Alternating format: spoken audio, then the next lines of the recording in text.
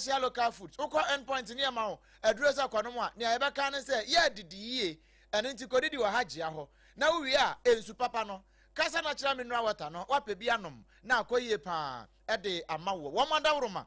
ene yatena se enkran ha SOMPA 106.5 FM Accra de no nie o asante mantamu na wutie ye ne a eye SOMPA 93.1 ye kira kwan no e wo hwanda braka baby a 21st clinic ye wono ye no nyina na wodan ba akum wo mo ase ne ye wosoro ena afei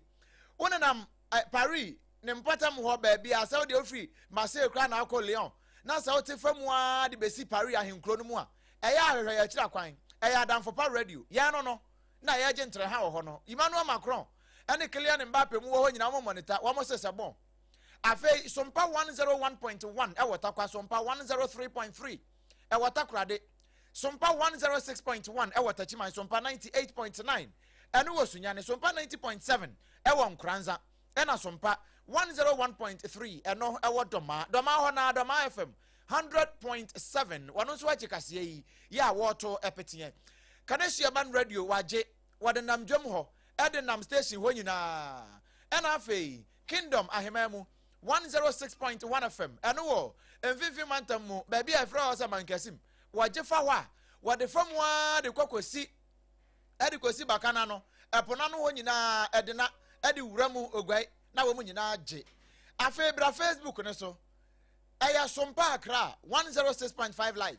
SOMPA Accra 106.5 live ena YouTube no aya SOMPA FM live afei nsamu abete ne awate deda ne awunya nteye ya kuchere nyina patoka sabrofo e de akwa akogu www.sompaonline.com udru wa odi login na hwade ya hwe ensam no bebre e de gu ho awia yi ya de nsam nam na ten waso e ne edi mutintima ne bie e de didi suwe CUC adwumako no bo amane se enche wanu beti atua e de akyere mpanimfo ne aban e de an NSC se atuate no a ena vice president professor Nana Jedo Poku Ajman wa kyere se ekwanku nti a omso mbeti atua no sa de ne nya maso enti wa munyai yutakefo anso beti atua o da ban ena de an ena wo muhia PURC fo se wo mo atoto enkane ha ne nsuom na no na CDD fo Penny on the director for policy engagement and partnership. Yera Koja Sante, doctor, was you a moon near Moye? This year, no, or watch man will be a just out, one on a Casena Fay, NDC youth organizer, watch Remu say. On your young for John Dramani Mahama, and the second comedian, what word you move, or boy, much I can come off with Jane. Uko Piemo, Ewa Denyasia, many workers say, oh, when you him off for Ewa. Now I am out there to you say, Adia is in an issue. Mabuna say unim red was me amene red no wo betu ase won important mo mesini abai crash ya wo ahafo ano not mesini nim wase project ya wade na abai ehase no wono antra ne to so office yoemo bi meka chance ya duru lentil ya duru ha wasi fom anopa no sa wote say abake e ka Venezuela nkomo nanso ye de bi free ho ba ne e free ho ba say asase wo so atisi ho no owuo ya e free mo abanko a e buru apem ene ahenan edo so yi ensamne bi kan yenim ho na awia yi anuanu banu yesi ni koso ya ye betesemu se besepa ni kwanya hai ye tase ne banyansafo na afi benem difum apasema ka de hye banu ya ye de hye original ye ni medin abena badu adepa kofi menembra oduma kuma chi ame obrempon na kwaku ampoma na safo kantan kan dawroma eno de nam tentan ne so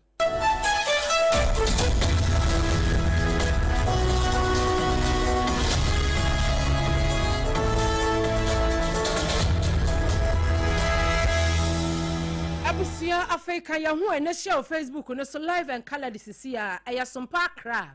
SOMPA 106.5 Accra na what the live no aka ho anasa SOMPA Accra 106.5 na the live no aka ho no share ho ye free sam no ase na mpanifo wo mo na wo da Trade Union Congress ye twa wonti a efa won mu TUC adwumako wo mo na ekasai opani a wono wo ye secretary general edema ekoi eyo Owura Joshua Ansam en wakasa akire mu se sede empanimfo ene wo mu di agrobi e wo mai mu sebi mpraduasam e kamea koye se koto ma me fa sebi aba enwo ba bi ɛno so deɛ mpanin sɛ ɛyɛ agobɔne mpanin sɛ ɛnɛ sɛ deɛ wiase ɛkɔ no si yɛtu yiribi no wante a yɛtu yira bayira nti wɔnom deɛ sɛ deɛ ɛkɔ no wɔn ate aseɛ dadaada nti wɔso wɔnom epitimi pusu wɔ ho na wɔn mo kyerɛ mu sɛ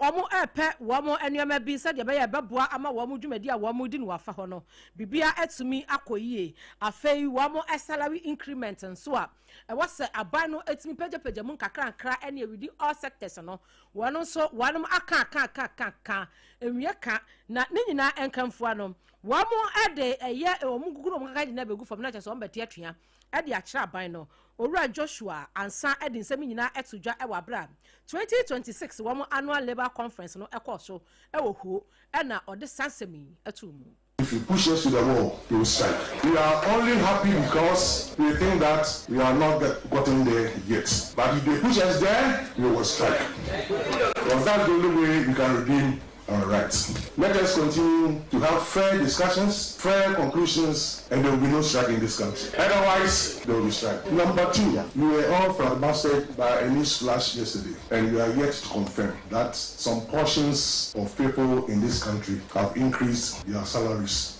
by 100%. We are searching. We are delving deep into this matter and ensure that you have the right information. You cannot give us 9% and go increase yours by 100%.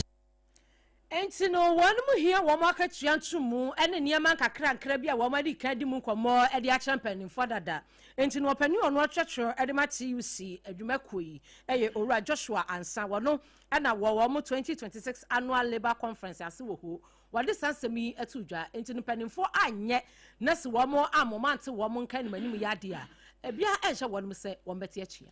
utie Joshua ansa ne kasa no a wɔka nyinaa wɔ se wɔte sɛ abamu mpanifo wo mutu makatu mbese 100% ena wonu mu aye adwuma de sika na akoma aban ne de kete mampole bi ena wo mutu mu sese kura wo so mate se wo mo san ba batum bio eno ena sa adwuma de na se na vice president professor na Jane Opoku Agyeman na wo ho eno asenya no kure Mr Striker enya no kure kura se wo mo ba be bibisa na aban no wonyansi ni tirim kura mbombo ni tirim se wo baba yansa kra yebi ne nsesaye bia e wo akatu yanoma no titiri pa ne mpanifo na wo soro ho ne de enum eno nti se mo bibi a enya strike ni aza mo ya ne se mo beta ba na chi na aba na nya sika de agu ho. The system is now under serious strain. The current pay system has not kept pace with market demands. Therefore, the establishment of the Independent Emoluments Commission is a deliberate intervention to address the issue. It allows government to stabilize the compensation system and build strong institutional foundations while ensuring continuity and industrial harmony. In the interest of stability and responsible fiscal management, governments has also proposed that 2026, this year, will not be a year for major renegotiation of conditions of service across the public sector. Mr. Strike. Instead, targeted and modest improvements in two selected allowances will be implemented. Otiye, enu boss Mr. Striker, say now what did Joshua answer? Say I'm so better atuan, ye pursue am better atuan no. Ana wa say krache. We enu time e so better atuan, enti munya kra na aban wo mo ne trim. Eno ho nkomo, na wode eto edwa no. Abusia, na ne nyina no eye ensem a Vice President Professor na Jane Opoku Agyeman wode to dwa ewo 2026 Labour Conference no ase. Nani yutakefo so ana strike yi nani obi ya ba strike esase empani sese wankasa oti hu a eyiye bia ye bayu no entuma ba se henda ya sekora de kata so still obi abonzi yi wa ibone entu wo mo ekasa kire mu se wo mo e condition of service bia wo mo abɔ ho ate ho penten kwa mene bi atwam ya mpanimfo akora yes oh we de ye yate ho committee kura betena so sesi a mu bete yenka a besi sabre wo mo ntenka no yutakefo say and the date year 28 yohum enti na 29 30th kran wanu mu de wo kukuru wo kaka nyina egu nationwide na chese o man Ghana ba bia obi bia da ye utake ba wanu mu kire mu se by 30th June obi afa ne kukunu kaka nwuo esanse aban no epese wo ti bibi ehye wani ase enti wo mo so ntena ho ema ye mfa sa ne ma ne endi wonom opani a wono so etwetwero ede makoi eye Dr. Samuel Kingsford Sagra wakasai. We notified the National Labour Commission of our intention to strike after 30th June if nothing is heard from the government side. The NLC wrote to us inviting the parties to a hearing last Wednesday. We appeared before the commission, but the government side was not properly represented, so the meeting was adjourned to yesterday at 12 in the afternoon. We appeared yesterday. The commission requested for minutes of our negotiation with the Fair Wages and Salaries Commission, which we presented. The Chief Executive of the Fair Wages and Salaries Commission, Dr. George Smith-Reham, was there in person. He explained to the commission that it was true that we had a negotiation and agreed. However, they were facing some challenges and they needed to clear those hurdles before they could go ahead to sign. The commission was not impressed with the response. The commission insisted that they take appropriate steps to resolve the matter. Fair Wages pleaded for 1 more week to resolve the matters. We also indicated from our side to the Fair Wages and Salaries Commission that our June 30th deadline remains unchanged. And so if government does not respond, take steps to resolve our issues by 30th June, then they should expect us to strike afterwards. University Teachers Association of Ghana, UTAC, Ejumeko no Penny Okasa ye wono, and a treasurer Edema wonom, Dr. Samuel Kingsford Segra, and Wakasa ye, and Tinyakopo Yadma Ebnada Tuesday. 30th so woman timpani mfoka na nka na womotia no so womo ho arehye mu bia wo mu dia ene obi bia do ye utageba wono so di nkuka na nka ka egu fom na aban no ehu se womo eni abre yemfa ya ni nkyere mu ewo ensam foforo emu na ensam foforo mu no na otwetwa mu no mu ye wo wa ne yete se Public Utility Regulatory Commission amanfo atese kura amanfo asesa homodin wo se from Price Increment Agency ene ya se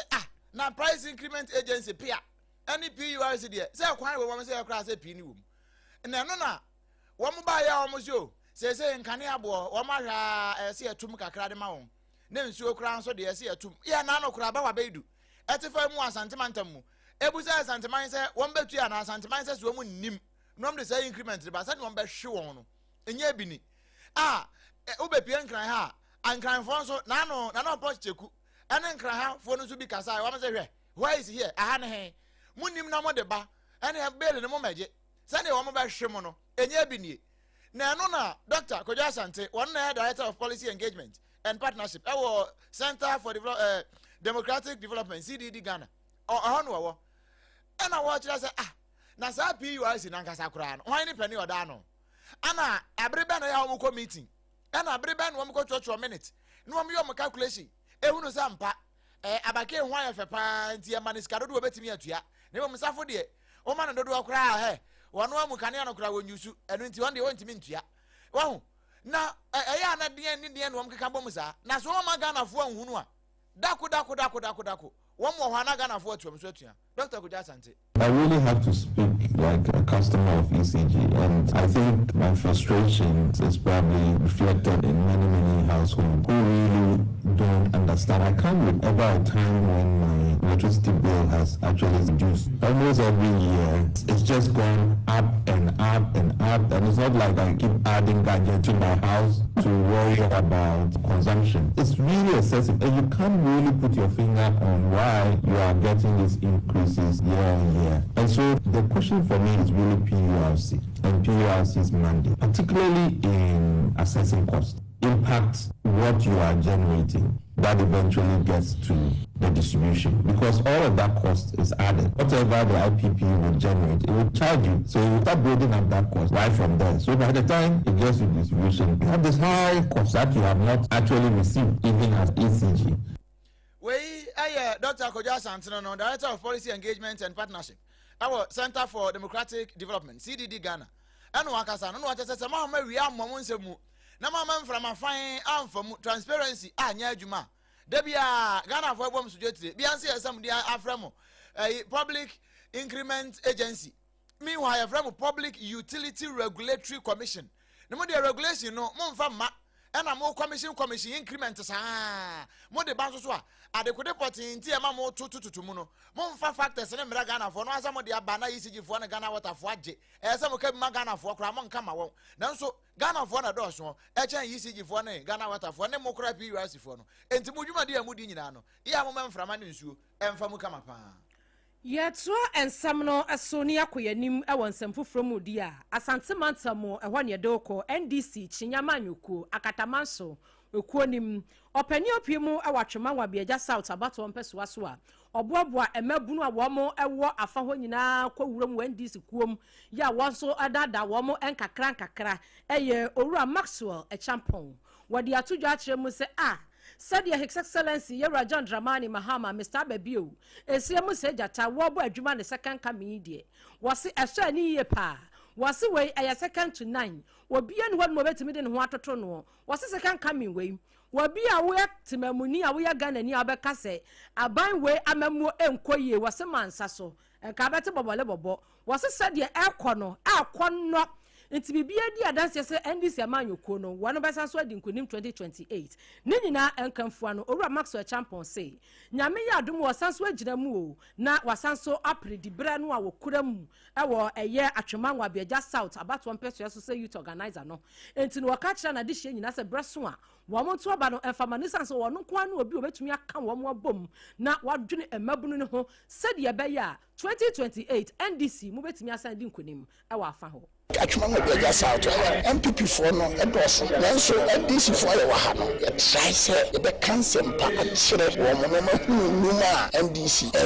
ene honorable wisdom osebo ama asesa atwuma biaja ase me see ye nya 17,000 plus ye pese 2028 no even times 4 yes I did ye all bafufro no yes I did no konanim no we na kura entina me say excellent na de bi ameka me say His Excellency John Dramani Mahama ka o ko bae no ajenkwa edise okoye na obaye no enyoma be na asesa wama NDC enyani daso wama NDC ekodani wama Ghana nyama ekonani enyama na miminim se oba na be atra ajenensa minim se sa na Ghana fo nyinansa minim se 2028 ebe sa atwaso na Ghana fo esa kan bibia Constituency Youth Organizer Edema Akatamanso NDC Emefamia Miaun ya wanomoti adwaso ewatwemanwa biaja south abato mpesua so owura Maxwell Echampon enwani yesem training ba wabedu akasa ninti NDC wam second coming ya His Excellency Yera John Dramani Mahama ati adwaso yi wasa ya kono reform niema emabunu obi anya adwuma ye obi abotoma ye de enti eti he yenya sika bebre we botom eno aya obi adwenkyere sene na anu abrante ende bae ono so kasa wo nso eye mframa na no na kasa kro ye yi ukopie mu ewo denyase mene wo kasa wo bekwai municipality num denyase se sie wo monyo hema shem na ne eye adwone ye wo Facebook ne so SOMPA Accra 106.5 live SOMPA Accra 106.5 live na sini mapa ya woni de na nipa ho abotre wo na koma ho na se dana koma so ha ma ese wo bumpa ewa akoma ne so ena ja mpanifo to cc na nako ekosi ne so ena wo mayi no aya amane ne amamre nyina a kire sampa wahema bedi akonya no kunkun na betena so na wo betena se wie ye pe no wafre ba wa bedu no se modie wo de asem bi fam so a ebedru mpanifo anim wono wa bai he wo nkita no kese bia wo kita ne simple one shot wo mo a e wo mpota mo titru pa ne danyase mabunu asese wa mo funu bone so wano na ni so ade hu ba ko so obetu ase na nkoda nso a wo mu pesuku wonu so ahwa mo makọ suku na maya prewanyi nsan basa masa ade egba yi ko nonom tramo ne okohwiahwia super glue no awie no akwatwe sabia no a na wo de akogina obi baba so na wo bu ne mfumpa na mom sa akoda ne wo suku mu a saa adwene we nyina ema ne tirim na fe saa nu bone no wo mo atu ase e wodenya ase na wei eye nana anima kunama wono na de sanse mo nyina ede atudwa na bra nana kasa no nana anima antwi kunama ya otoso mienu wo kasa no wo be du bo modern engine nyina bra yensi amanse ya ni ni mo to ande to ana yin fan kuja asemanya amanse ni na num any sangum and when you send ni na mo bwana in free one I am kuja ni asemanya sana kwa okra ndewa ene ma de bwa ama de na asemanya apeja wu na asemanya wu na dashe ama de na se apeja de na ta wei aye nana anima antwikunama ya otoso mienu ena wache na nisu ade hu no na dwumadie na se no na nana akosa yi adom ya otoso miensa wono ya hempopro wo denya ase wono so gina simpie ni apaso wo da ase no na wode bi ka ho sei achese no kure nienti kura ma wo mo yi no no wo de ahwe wo bi anipa ho adwene da na akoma so na wo ba ye kura mpa ye de ne to kan akonya no a wa hya se ye de na di so ade ho ade adi no wo nipa se ne de chichiri kuru abusia ahyase bia na abusia kabo mo se na da de asema so atrankonya me da mase bai na nti se so nyini ma mu se ba de ma mi ni ho a ha adwene ti bia nyina me da na me mpa e bote me nyal ma me ise yo mai mo ya we na ba ko pele wa nti ti ya onya be bre de afi na juma na mo se salon ye be kabo mo na se mo ya meti a o ma le se na na wo hye ani jabo na yeyi na ti emi so ni de we na sini mapa em say na na bi edika taje o mo so mo da o ma se ye do bibia ase ya beta ya chi ma ye de nana anima antwi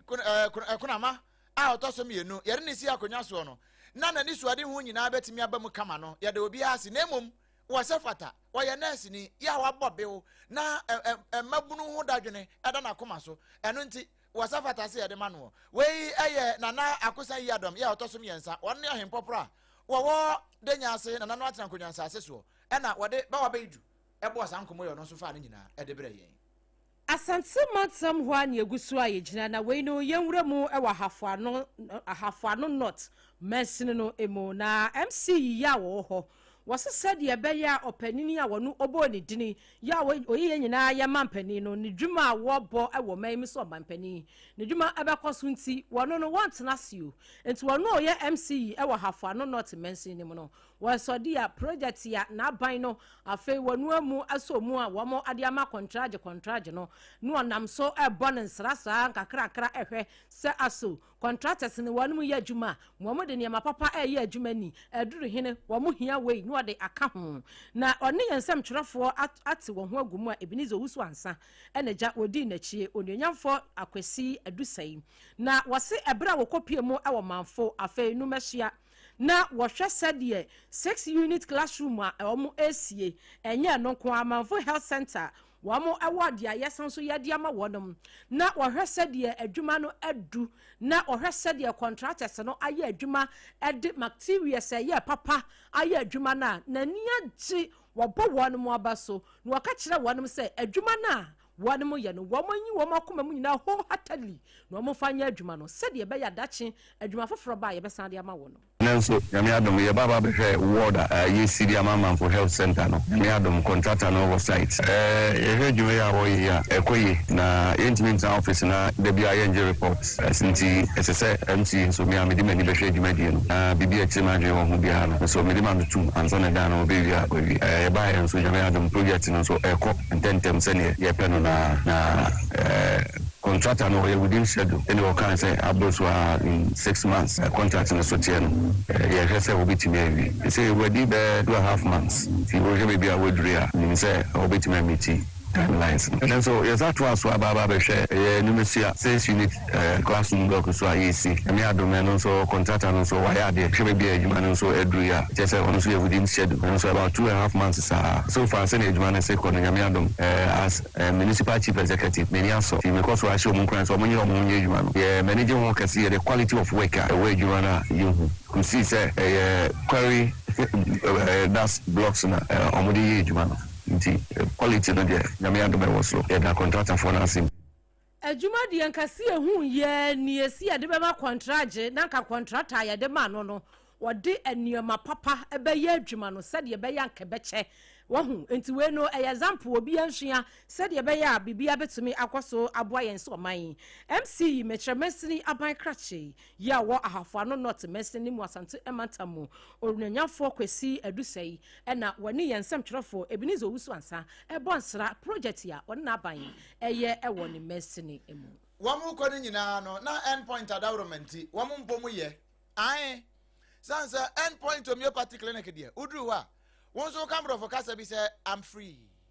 endpoint homeopathic clinic e ho na sa de yade adu a yade ni dwane ni namro mu kura ya ekwa emabio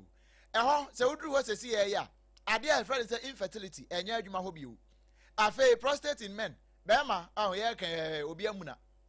o de na ma boso no kan ho fo ni kiremu e wo endpoint homeopathic clinic na afa ye nhwe Dr. Ribuaten Dr. Kwaten wɔn hwɛ na wɔn nsa yɛ adeɛ kama ɛmfa ɛmfiri hɔ afei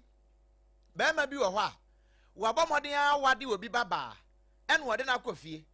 ɛna ɔsɔde a na wɔagya no hɔ no wapue edu anwummerɛ a ɛwɔ so wɔwurawura no yɛfrɛ ne mi wura no na wɔgyinagyina saa na ɔbaa no adagya no saa da koro nso ɔbɛn no anyi si wɔkɔwura nso so a kyerɛ sɛ wɔde ne titɛ ho a na wɔagye mu na wada wɔn saa no yɛfrɛ wo dada yɛmfrɛ wo dadi wɔn saa deɛ na ɛnyɛ mepatwɛ wɔnhwɛ yie wobɔ sɛ ekita wo sɛ ɛnu obi hwim de yɛfiri wɔn nsam bɔmmɔden nafoɔ no kyerɛm ɛwɔ end point homeopathy clinic mekan mpanimfoɔ no tem aseɛ wɔn mu hu nneɛma akyiri yɛ ase mepatwɛ wodeɛ no yɛ ntini mu obra buo mu wo mogya mu baabi a wɔ haw biara wɔ biara no ɔde baa ɛbɛhwɛ ne ayɛ ne ɛhwɛ ayi ne nyinaa de afiri so kama afei ade baako ɛwɔ mu ne sɛ ebia na yɛ wapɔ so na wapɔ so nnompe mu haw woduru end point homeopathy clinic a ɛhɔ massage yɛ adwuma yɛwɔ physiotherapy nso wɔ hɔ a wɔhwɛ nnompe no nyinaa mu no a baabi a ɔhaw ne wɔ na afei wɔhwɛ no watu aseɛ kama ɛde ama wo mepatwɛ yɛkyerɛ kwan ɛwɔ kronom abɔ hia mekyerɛ asantemantam mu ɛna nkran ha ya nso shell signboard spinters road asɛm na mekan yɛwɔ hɔ takorade anagye estate yɛwɔ hɔ ɛna afei tema nso ɛhɔ nso so yɛgu yɛabɔ yɛn ho apete hɔ nyinaa yɛhwɛ agye ɔmanfoɔ no nkwa na biribi atumi ayɛ fine bia na apɛ so ane yɛbɔ nkɔmmɔ dr adibu aten sɛ frɛ no ɔfrɛ no a wɔno abɛfa ɛyɛ 0244 867 068 0244 867 068 ɛna 0274 234 321 0274 234 321 end point homeopathy clinic I'm free na okwa yama unro ne pe asamo a dr Adubu Atembe ka che say we eye didiwie ansa na wanom didiye ansa na wanom eye de aduane pa ansa na wanom aduane pa no ba bia na ka che wo ne headquarters no ye fra ho Hajia special local food ɛhɔ wɔmfa saa spices na ekunkrofo mema no wɔmfa no bia spices na madi anu amatwuncho no enya no bia wɔno wɔhyɛ da na kyela sɛ kakaduro kɔreto ano a na ɔno a na wayam ne kama ɛno kra wɔde to bo so na wayanyabotra yam garlic na kyela pepper ne hwentia makono ɛna afei nso akokɔ mesa no ɛno anu wɔde kyekyekyekye nam no a enti na kyela no ɔdoma nkoma nsa no ɛna wɔde yɛ aduane no ɛno nti wudi a empomdin sɛ ya twom ɛnya ne yɛde nnuro de agusuo ne bia Hajia special local foods sɛ wuduru hɔ na wokɔdidi bia me ne wo kasa yi unya aduane bia wobɛdie ai yɛkyerɛ kwan no ɛwɔ hacho atomic kwan ne so wɔ no a baabi a transition wɔ no unya duru uda ufiri te sɛ kwabenya ha na wokɔ hacho ani akyerɛ mu atomic hɔ no a woka kyerɛ nso bɛsi transition unya si transition a ɔho opposite wɔ na baabi a kwan na kɔ DVL hɔ no fa saa kwan ne bɛyɛ sɛ 20 meters pɛ unifa nso wɔ Hajia gyina hɔ utwam nso kra na so ye matwam maduru washing bay ho si ho a washing bay ho no a wudibusasa wo pe Hajia na aduane bia ho won ba kire se eya ha ya na wawura ho no akwa akodidi ye kan wontimi nkɔ unya aya nka yemfa aduane ne mbrɛ wo ye delivery boys no ene guys no amode eye delivery no enye na no delivery guy na mihia no Wataifa junction ne so wo no a na wo tete obi aduane ho ka kyem se kwan na na enye nti no na ba bi one nam no ena ebubogu ho no wo ye ne yie wo na ate aduane gu mu fa kwa saa na nka ye behwe ye delivery boys no aduane wo de ba ye intact ye silia no kama wo ba ye nte ho wo na wo bi eso no ahunu sampa ne ya mekai no no ne de ama nya what I ordered versus what I got ne bia we ye what I ordered and what I got correct one papa na wadi na ho timi atọ pa anu nti ye numbers na frɛ na boys ne beba e de aduane abere osisi a 0246 359 921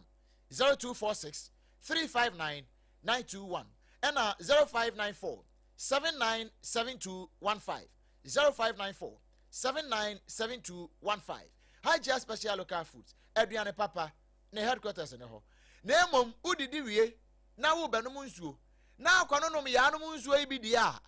ene ye na etoje ho a na nsuo a ubetimi anom na nkomi wo haw bia nim no ya tworo ho CASA kana mentie CASA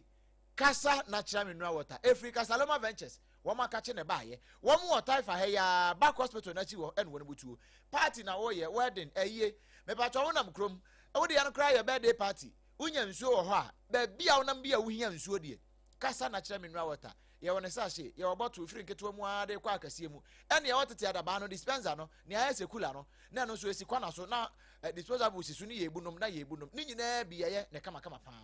ɛno nti baabi awɔ wopɛ bi a wobɛtumi aba Taifa back hospital n'akyi hɔ no a wontumi mma wopɛ sɛ ɔfrɛ yɛn 0206 469 430 0206 469 430 na wone yɛn abɔ nkɔmmɔ kasa na kyerɛ me nua water abodwo nsuo dɛdɛw afei yɛmfa nsɛm no nkɔpie mu ɛwɔ amanɔne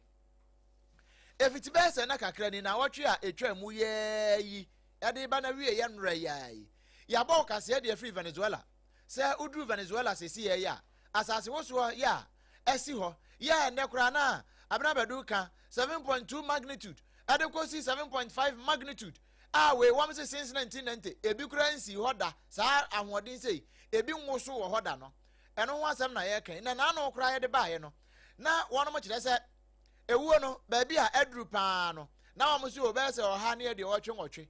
ɛnɛ yɛ a mene wo kasa wie yɛ wɔm agu so counto na wɔm counto yɛ no wɔm so wɔm anya nipa ewu nko a o wɔm anya akɔ akɔduru apem ahanan ɛne aduasa 1430 ɛne nipa ewu nko a na wɔn yɛ prepare deɛ wɔm yɛ empem miɛnsa ahanu ɛne aduasa nwɔtwe 3238 nipa ɛprepare nko a ɛwɔ ɛhɔ ɛno no ɛno na ɛkɔba sɛ amanfo sɛ yei asɛm kɛseɛ na abɛyi o na wei kura wɔn se wei yɛ the most disastrous event ɛwɔ mabrabom kyɛ sɛ for the past 123 years nie the most disastrous event a ɛsie ɛwɔ Venezuela wɔn bɛkyi wɔn mampani kɔ yɛ kura no kura deɛ nka wɔn fa ne 3 na a newborn baby akɔda ketewa kura na wɔka wɔn hyehyɛ ɛdan n'aseɛ no nanso rescuers ne yɛ fast ɛte ngɛɛ no ɛna wɔn yɛ nkakra na wɔn yi no a wɔn na wɔresere yɛ a wɔbɔ mframa sɛ tɔ yɛ a wɔn agye no a wɔn pɛ nkwa ɛde ama no nanso ne maame deɛ wɔn ahwehwɛ na wɔn nhu no si wɔhyɛ he wɔn hu n'akyiri akwan a sompa so ne abɔ so ahɛyɛ a ɛna wɔbɛteɛ enti Venezuela asɛm kɛse a ato wɔn ɛna yɛda ne akyiri kama ɛde ama wɔn no abusua aha ɛna brɛ me yɛ kwan na yɛde kaseɛ no ne nyinaa ɛde asie ɛyɛ endpoint homeopathy clinic ɛna sɔ yɛ asene Hajia special local foods ɛbɔ yɛ chidom na kasa na kyerɛ me nua water ɛnso ka yɛ ho bie no yɛde wo asie ɛnsɛm wɔ awie yi yɛde bɛdi wo ntoa no na napɔ so bie ɛne sɛ TUC adwumakuo ne kyerɛ mu sɛ nneɛma ana afei wɔn akatua to mu bi a wɔn ne aban ne mpanimfoɔ ɛka yɛ no ayɛ hwɛ buada nti wɔn bɛte atwea ɛno na vice president professor na anaje no pokwa adwumade ato kyerɛ sɛ atwea nti ne nyam hɔ munya yɛ kora na aban wɔn hyehyɛ pa Yutakefoɔ nso ase 30th June ya na kyerɛ sɛ ɛda brada wɔn nso bɛte atwea terms of conditions bi nti ɛno ɛna PURC wɔn yɛ so wɔn ato nkanea ne nsuo bu wɔn Yara Dr. Kodia Asante, one head director of policy engagement and partnership. That was CDD. Was it PURC for Munya no moyen? None of you be magana for whom ye. Atremanwa biaja ye pinihonomo na South Honomono NDC youth organizer ho wo kyeremu sei aban ni seka kame yi de na kyese excellency Yara John Dramani Mahama ni maye toso mienu wose eye sha adwuma de wo bobi pa Nana anima entry kurama ye toso mienu ye ohema foforo kura brand new amde na sisiwo ewo de nyase ewo bekwa mfimfin ho ena ode atodwa se emprewanyin enubone ene nkwada wo mo na masa na ni suade hu so betu ase no na yakọ ahafo ano not mesini ni wasantemantam mu MCE ho onanyafo kwesi adusai waso on de wantena ne office you ama adwuma wo mo de ama contract no entete mpansam wasi fom okohwe na ni agesa ye no na ye fa plane no flight number 106.5 eko hangi of Venezuela ene yekobusa asese asase wo so na asiwo no nipa na kodu sen wo mo sese nipa ewu nko a eye 1430 ena wo mo prepra eye 3238 ya akoya were ho sempa we so na ye gina ne yedi nsem ne nyina no aba na wie ye wote yanka ewo sompa 106.5 FM enkran de no nie sompa 93.1 asantemantam headquarters one mo age adamfopa radio ewo Paris France abrochimemo afei sompa 101.1 watakwa sompa 103.3 watakrade sompa 106.1 ewo tachiman sompa 98.9 wosunyane sompa 90.7 ewo nkranza papa toast mo wo mo age sompa 101.3 ewo doma FM 100.7 wafa kanashia ban radio age won kran kanashia ya ena oduru finfin mantem we free kaso ade kwa kosi puna no wegwai ni nyina wo mutia eye 106.1 Kingdom ahemamu FM no ero na yankopon kora wotie woman nyina je kaseɛ yi ato apetiɛ abusia Facebook no oba hɔ a sɛ wonya ma yɛn so a yɛ anu ahyia yɛn ɛyɛ Sompa Accra 106.5 live Sompa Accra 106.5 live na afei wode wo nkanto so no de ato hɔ ɛna YouTube no ɛyɛ Sompa FM live www.sompaonline.com so ɛnsɛm no sɛ apeti hɔ ani wobɛtumi akɔkenkan bebree ɛwɔ hɔ na asafo kantan kanda woroma ɛna wɔsesa yɛ ho ɔfɛ kama diegu social media ne so nyinaa ma wɔhono bie ɛfiri talk no so mo a mo hɔ nyinaa ne yɛ mo like na mo nhyɛ na bibia anyɛ fine ɛnuanom a yɛgye brɛ apesimaka baade efo ɛba adwuma ɛyɛ me wɔdoma nkoma kyea me ɔbrempɔn